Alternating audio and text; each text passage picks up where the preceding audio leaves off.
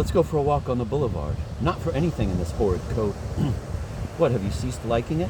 I went alone and, upon meeting Princess Mary, asked her to dance the mazurka with me.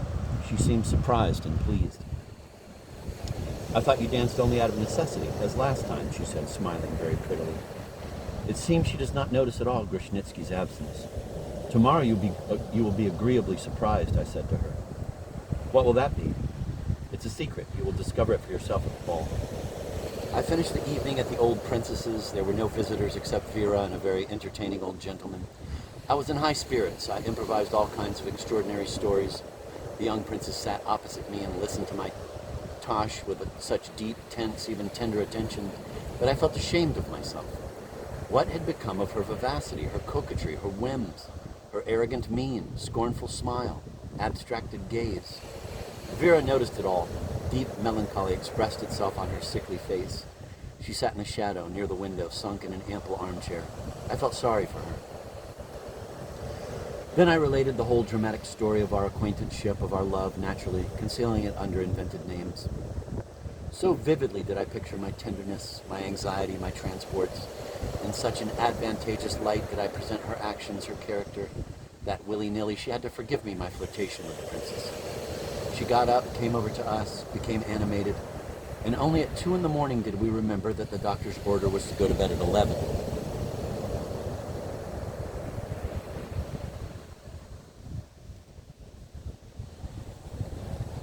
June 5th. Half an hour before the ball, Grushnitsky appeared before me in the full splendor of an infantry army officer's uniform. To the third button he had attached a bronze chainlet from which hung a double lorgnette. Epaulets of incredible size were turned upward like the wings of Cupid. His boots squeaked. In his left hand he held a pair of brown kid gloves, and his cap. And with his right he kept fluffing up every moment his shock of hair, which was waved in small curls. Self-satisfaction and at the same time a certain lack of assurance were expressed in his countenance. His festive exterior, his proud gait would have made me burst out laughing had that been in accordance with my plans.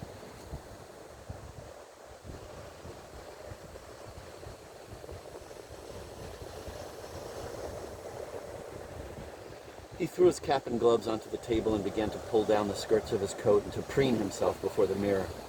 A huge black neckcloth that was wound over a tremendously high stiffener, the bristles of which propped up his chin, showed half an inch above his collar. He thought this was not enough. He pulled it up till it reached his ears. This laborious task, for the collar of his uniform was very tight and uncomfortable, caused the blood to rush to his face. "I'm told you have been flirting terribly with my princess these days," he said rather casually, and without looking at me.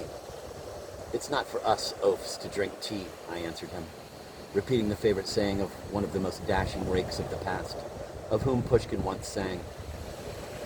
"Tell me, how does the coat fit me? Oh, that confounded Jew, how it cuts me under the arms. Have you got any perfume? Good gracious, do you need any more? You simply reek of rose pomade, as it is. No matter, give it here."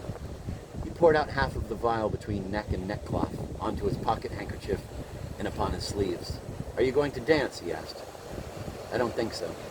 I'm afraid that I shall have to begin the mazurka with the princess, and I hardly know one figure of it. Have you asked her for the mazurka?" "Not yet." "Look out, you might be forestalled."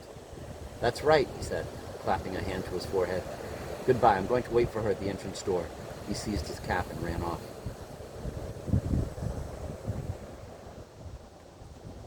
Half an hour later, I also set out. The streets were dark and deserted. Around the club or tavern, whichever you choose to call it, the crowd was dense. The windows shone. The sounds of the military band were brought to me by the evening breeze. I walked slowly. I felt sad.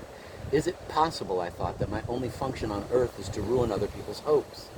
Ever since I have lived and acted, fate has always seemed to bring me in at the denouement of other people's dramas, as if none could either die or despair without me. I am the indispensable persona in the fifth act. Involuntarily, I play the miserable part of the executioner or the traitor. What could be fate's purpose in this? Might it not be that it had designated me to become the author of bourgeois tragedies and family novels, or the collaborator of some purveyor of stories for the library for reading? How should one know? How many people in the beginning of life think they will finish it as Alexander the Great or Lord Byron and instead retain for the whole of their existence the rank of titulary counselor.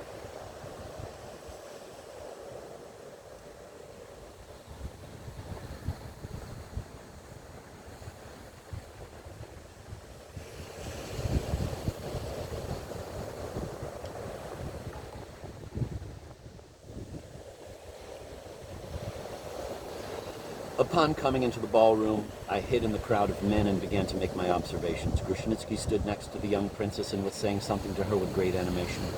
She listened to him absent-mindedly, kept glancing this way and that, putting her fan to her lips. Her face expressed impatience. Her eyes sought around for someone. I softly approached from behind in order to overhear their conversation.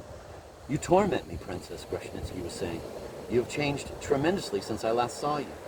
"You too have changed," she answered, casting upon him a swift glance, in which he failed to discern secret mockery. I have changed? Oh, never. You know that it is impossible. He who has once seen you will carry with him forever your divine image. Stop, please. Why then will you not listen now to what only recently and so often you listen to with favor?" "Because I do not like repetition," she answered, laughing. "Oh, I've made a bitter mistake. I thought in my folly that at least these epaulets would give me the right to hope. No, it would have been better for me had I remained all my life in that miserable soldier's coat to which, maybe, I owed your attention. Indeed, that coat suited you much better." At this point I came up and bowed to the young princess. She blushed slightly and said quickly, "Am I not right, Monsieur Pechorin, that the gray soldier's coat was much more becoming to Monsieur Grushnitsky?" "I disagree with you," I replied. "In this uniform he looks even more youthful."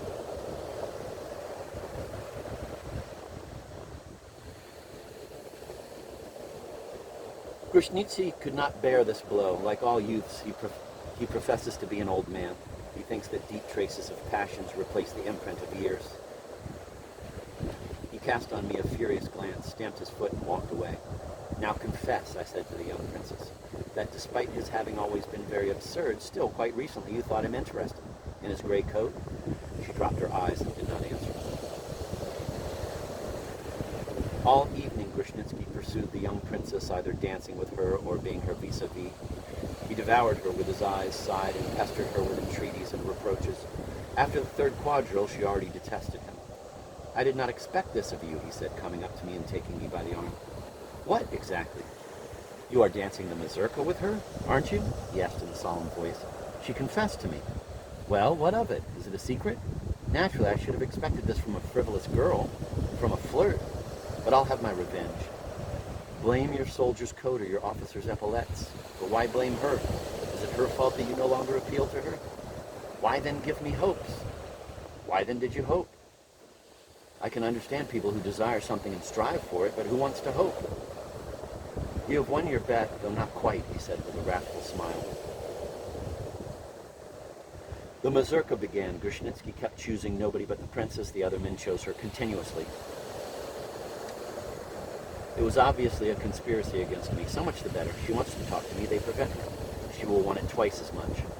Once or twice I pressed her hand. The second time she snatched it away without saying a word. "I shall sleep badly tonight," she said to me when the mazurka was over. "It's Grushnitsky's fault." "Oh no," and her face became so pensive, so sad, that I promised myself to kiss her hand without fail that evening. People began to leave. As I handed the princess into her carriage, I rapidly pressed her small hand to my lips. It was dark and no one could see it. I re-entered the ballroom, well content with myself. At a long table, young men were having supper, and among them was Grushnitsky. When I came in, they all fell silent. Evidently, they had been talking about me.